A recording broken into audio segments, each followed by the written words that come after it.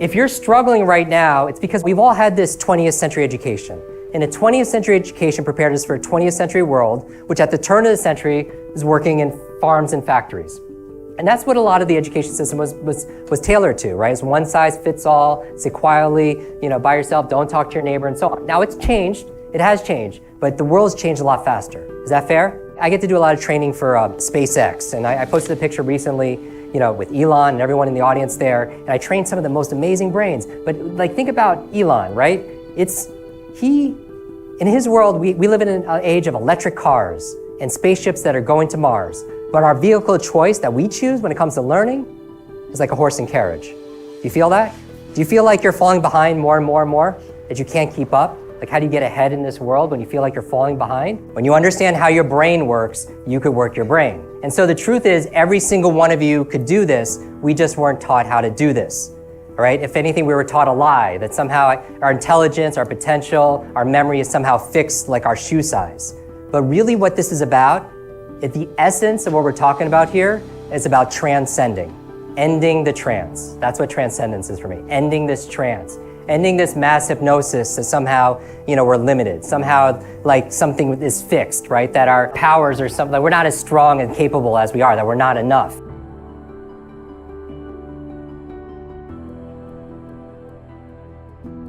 And so if I ask you to don't think of a big pink elephant, whatever you do, don't think of a big pink elephant in front of this room, pink polka dot elephant. What are you gonna do? You're gonna think about it because your mind can't process a negative. Your mind can't process a negative. That's why we always do affirmations in the positive. It's not something you don't want, it's something you want. Because your mind can't process a negative, right? Because it has to think about what you don't want to in order to be able to do it, right? And so what you resist persists. So don't try to not think about everything going on. Just write it down so you know it's there and then you can focus, right? The thing that you want to forget are your limitations. Are we ready to cover that? Limiting beliefs. Limiting beliefs. Because if you believe you can and believe you can't, either way you're right. Here's what you want to remember. You know who has a really good memory? Elephants, right? What animal? Elephants. You ever notice the elephant, like the elephant at the circus, and you wonder why it's tied to this rope, to the stake in the ground, and you wonder why it just doesn't leave? Because it's an elephant, right? It is incredibly strong. It's incredibly huge. We could pull down the whole circus tent, but why doesn't it? Because since that elephant's been born, it's been tied to that same rope with the same stake in the ground. And when it was first born, it would try to get its freedom. It wants its sovereignty, right? It would pull, and it would struggle for days, maybe a week or so. But after a week or so, what happens?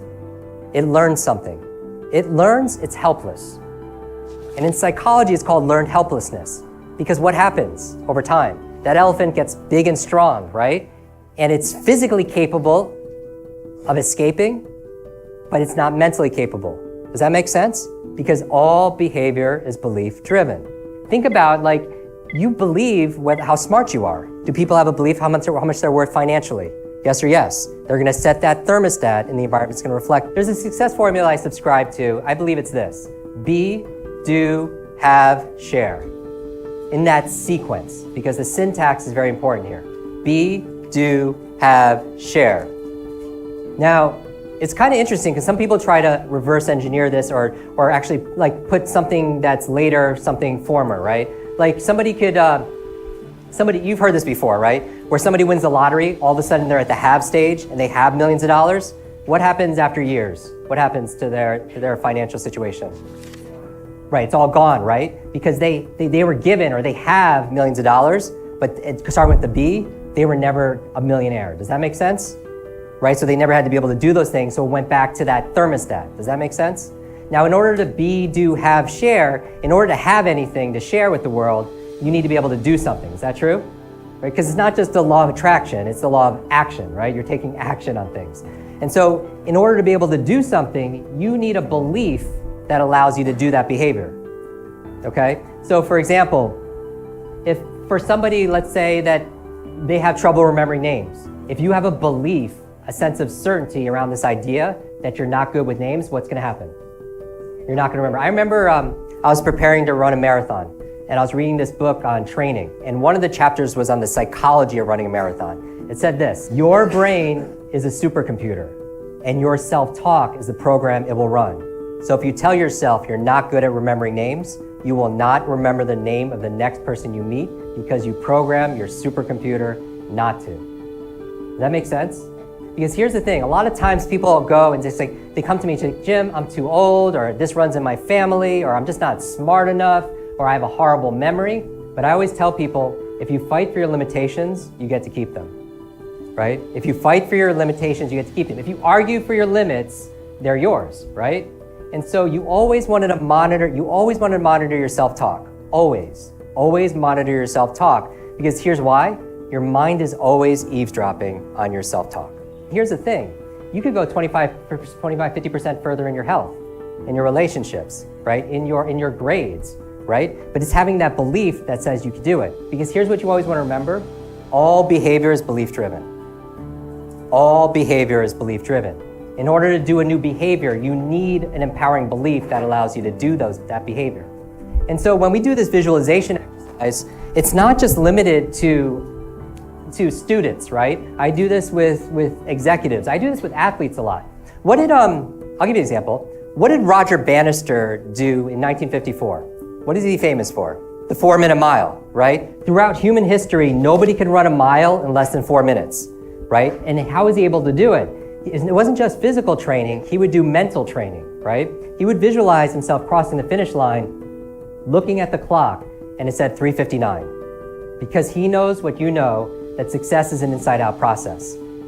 Here's the thing, it's not you'll believe it when you see it. It's you'll see it when you believe it. Does that make sense? When you actually see it, when you believe it in here, because all behavior is belief-driven. So he was able to do it because he saw 3:59 in his mind, and he was able to do it out here, right? And that's what entrepreneurs do, right? Entrepreneurs solve big problems, they create new value because they have this vision for what they want to create in their mind, and then it becomes external, right? Inside out process. Be, do, have, share. So you have to be that before you be able to do it to be able to have it. Now here's what I find interesting. I didn't find it interesting that he broke the 4-minute mile by visualizing. What I found interesting is what happened after that. Throughout human history, nobody can run a mile in less than 4 minutes. One person does it. What happens after that? Yeah, everyone starts running a 4-minute mile. Dozens of people start doing it in the next couple years. Now let me ask you a question. Was there big advancements in shoe technology and nutritional support and training methodology? No, what was the change? A change in belief. Because you know what the belief was back then? The belief was the human heart couldn't sustain a sub 4-minute mile. So it would explode in your chest. Now, if you believe that, would that keep you from running a sub 4-minute mile? Like that would keep me from jogging, right? Nobody would do anything because no one would do anything because all behavior is belief driven, right? Then all of a sudden one person does it, then everybody starts to do it, right? And that's the power of a belief.